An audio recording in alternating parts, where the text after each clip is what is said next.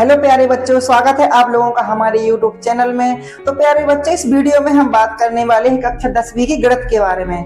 ठीक है, तो कक्षा 10वीं की गणित में हमारा सबसे पहला चैप्टर कौन सा है? वास्तविक संख्याएं। वास्तविक संख्या यानी कि रियल नंबर। इस चैप्टर के अंतर्गत सबसे पहले हमको अंकगणित की आधारभूत प्रमेय पढ़ना है। तो आप लोग देखो, अंकगणित की आधारभूत प्रमेय के अंदर क्या है। तो प्रत्येक भाज्य संख्या को अभाज्य संख्याओं के एक गुणनफल के रूप में व्यक्त यानी कि गुणनखंडित किया जा सकता है। सरल है, यानी कि कोई हमारी भाज्य संख्या है, उस भाज्य संख्या को क्या कर सकते हैं हम? अभाज्य संख्याओं के गुणनफल के रूप में क्या कर सकते हैं? व्यक्त यानी कि गुणनखंडित कर सकते हैं। ठीक है, तो सरल है ना? भाज्य संख्या को क्या कर देना? अभाज्य संख्याओं के गुणनफल के रूप में व्यक्त कर देना। यही हमारी क्या हो जाएगी? अंकगणित की आधारभूत प्रमेय। इसमें और भी कुछ लिखा है, उसको भी देख लो। तथा यह गुणनखंड यानी कि जो हम गुणनखंडन करेंगे ना, तो यह गुणनखंडन अभाज्य गुणनखंडों के आने वाले क्रम के बिना कैसा रहेगा? अद्वितीय होता है। ठीक है, तो ये हमारी अंकगणित की हमारी क्या हो जाएगी? आधारभूत प्रमेय। कहाँ से आई, किसने बनाया? तो ये बैठे हमारे कौन?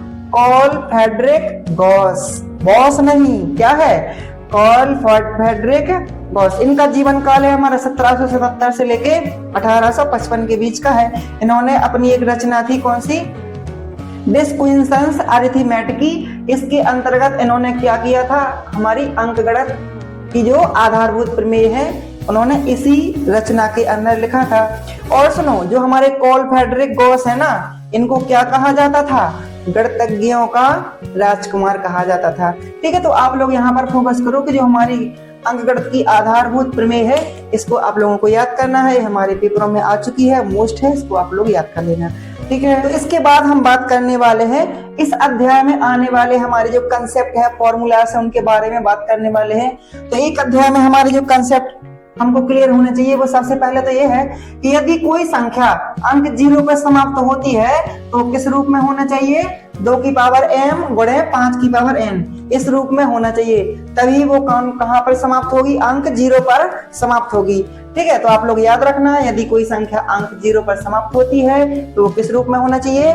2 की पावर m गुणे 5 की पावर n के रूप में होना चाहिए। इसके बाद देखो, ये हमारा एक फॉर्मूला है जो यूज होगा हमारी एक्सरसाइज के अंदर, प्रश्नावली के अंदर। क्या लिखा? दो संख्याओं का गुणनफल बराबर क्या होता है हमारा? HCF गुणे LCM। यानी HCF यानी कि महत्तम समापवर्तक और LCM यानी कि लघुत्तम समापवर्तक। ठीक है, और इसी फॉर्मूले से हम और भी फॉर्मूले बना सकते हैं, जैसे इसको हम इस साइड लिख लें और इसको इस साइड लिख लें। ठीक है, तो ये वाला और ये वाला हमारा एक ही हो जाएगा। अब यहाँ पर देखो, आप लोग HCF और LCM कैसे लिखे हैं? गुणा में लिखे हैं। यानी कि हमको यदि LCM का मान चाहिए तो ये गुणा में है, तो कहाँ चला जाएगा? हमारा बटे में। यदि हमको HCF का मान चाहिए तो LCM कहाँ पर चला जाएगा? हमारा बटे में चला जाएगा। ठीक है, तो मैंने ये है, इसी से हम और भी बना सकते हैं पक्षांतर करके। ठीक है, इसके बाद देखो आप लोग, तो दो संख्याओं की जो बात हो रही है ना, कि दो संख्याओं का गुणनफल, यदि वो दो संख्याएं हमारी a और b हो जाए, है ना, वो कैसी हैं? ये हमारे दो धनात्मक पूर्णांक है a और b। तो फिर इसी फॉर्मूले को हम इस तरह भी लिख सकते हैं कि HCF, काय का HCF? ये दोनों संख्याओं का HCF और दोनों संख्याओं का LCM, दोनों का गुणा किया जाए ना, तो किस चीज के बराबर आ जाएगा? दोनों संख्याओं के गुणनफल के बराबर आ जाएगा।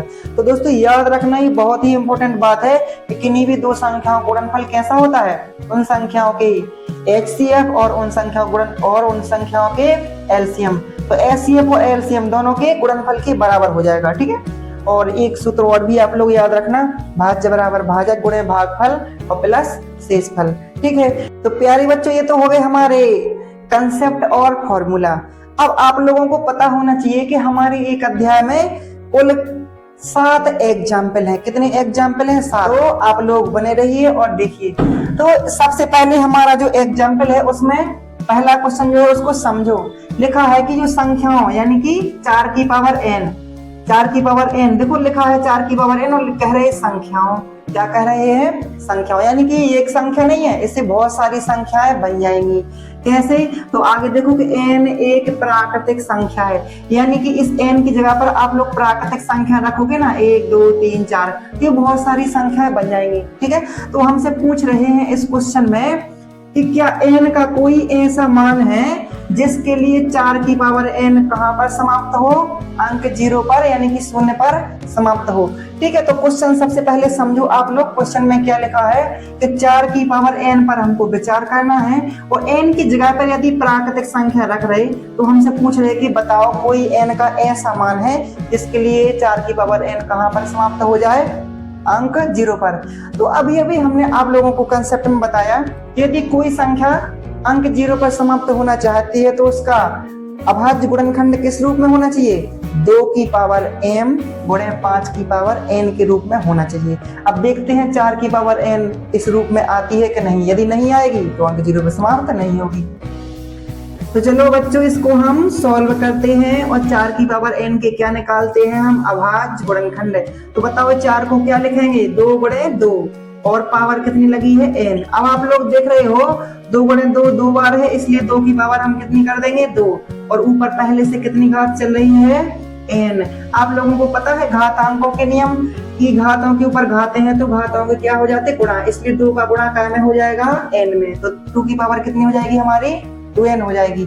तो आप लोग देखो ये कैसा हमारा 2 की पावर m गुणे 5 की पावर यानी कि 5 की पावर n के रूप में है क्या, तो इस रूप में तो ये है ही नहीं, इसलिए अंक 0 पर समाप्त नहीं होगा। ठीक है, तो हम लिख देंगे यहाँ पर कि चूंकि 4 की पावर n के अभाज्य गुणनखंड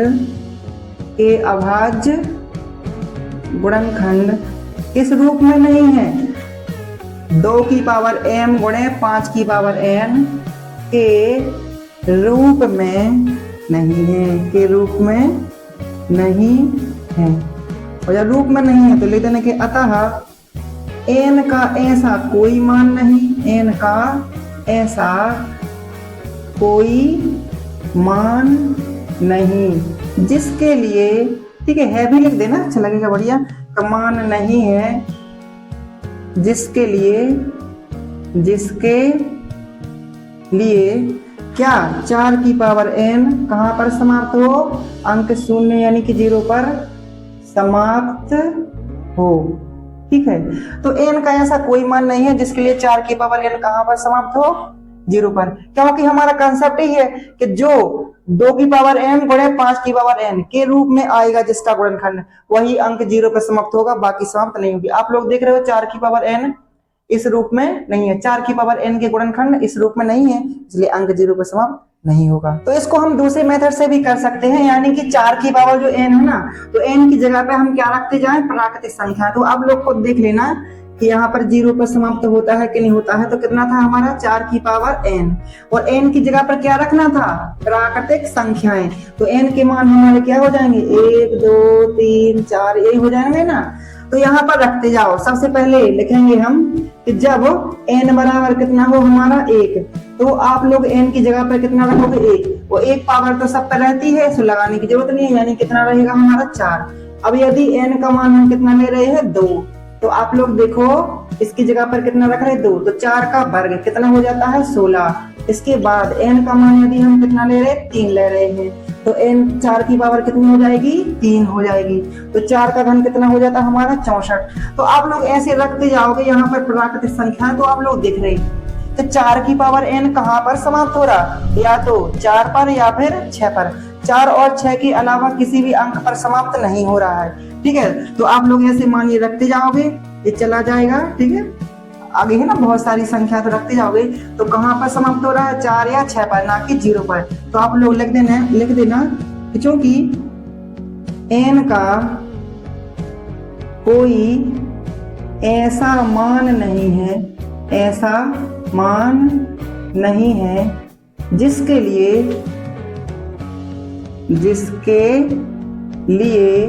क्या 4 की पावर n कहां पर समाप्त हो, 4 की पावर n अंक 0 पर समाप्त हो। ठीक है, तो आप लोग इस तरीके से भी ऐसे लिख सकते हो, लेकिन पहली बार लगाओगे तो और ज्यादा सही रहेगा। ठीक है, तो इसके बाद बच्चों ये रहा हमारा प्यारा सा दूसरा एग्जाम्पल, जिसमें हमको 6 और 20 का HCF और LCM ज्ञात करना है, वो भी कौन सी विधि से? अभाज्य गुणनखंडन विधि से। यानी सबसे पहले हम 20 और 6 के क्या करेंगे? हम अभाज्य गुणनखंड। तो देखो सबसे पहले 6 के अभाज्य गुणन, 6 कैसे कटेगा हमारा? 2 से, 2 3 6, 3 कैसे कटेगा? 3 एकम 3। 20 के भी अभाज्य गुणनखंड कर लो तो 2 से काटोगे तो 2 एकम 2 और 0। तो इसके बाद फिर से 2 से काटोगे तो 2 5 6 10 और 5 से काटोगे तो 5 एकम 5। तो हमने 6 और 20 के क्या कर लिए? अभाज्य गुणनखंड कर लिए। इनको नीचे भी लिख लो आप लोग। तो 6 के कितने आए थे हमारे? 2 और 3, ठीक है, तो इनको हमने लिख लिया। इसके बाद 20 के कितने आए थे अभाज्य गुणनखंड? तो 2 बार हमारा 2 था, यानी कि 2 गुणे 2 गुणे और 5, ठीक है। तो 6 और 20 के हमने ये क्या लिख लिए? अभाज्य गुणनखंड। अब ज्ञात क्या करना था?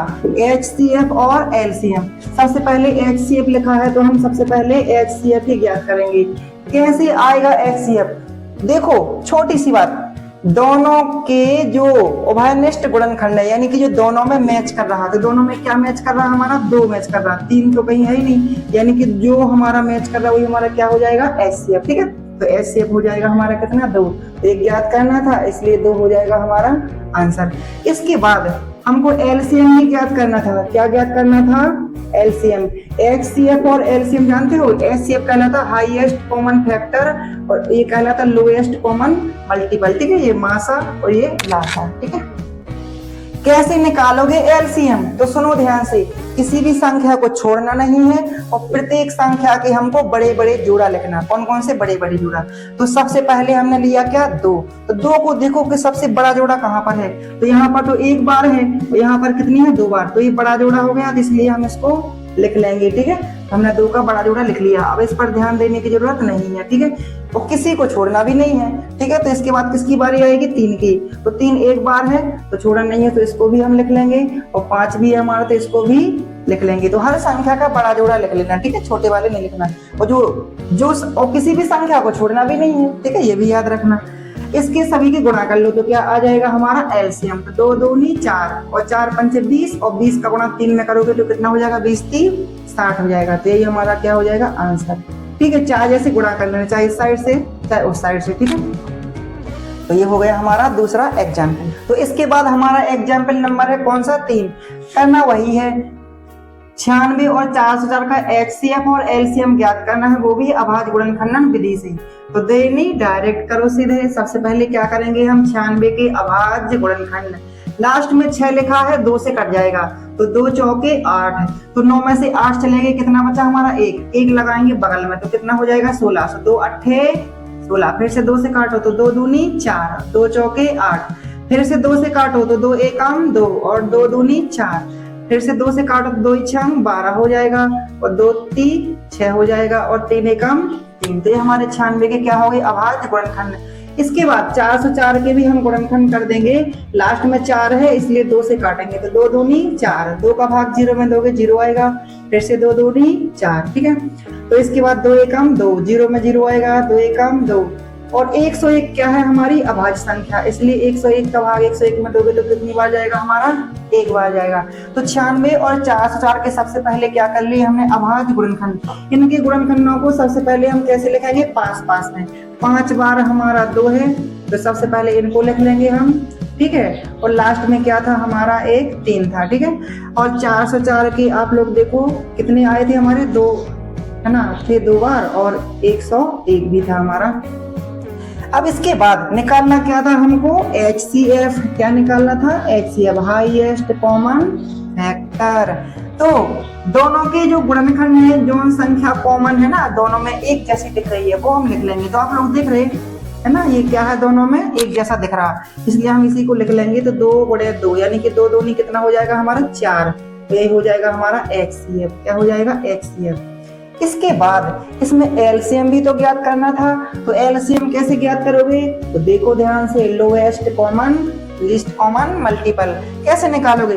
तो हमने सिखाया था कि हर संख्या के जो बड़े जोड़ा है ना, सबसे बड़ा वाला जोड़ा, उसको लिखना है और छोटे जोड़ा को नहीं लिखना है और किसी भी संख्या को छोड़ना भी नहीं है। तो सबसे पहले लेने वाले हैं हम 2 को।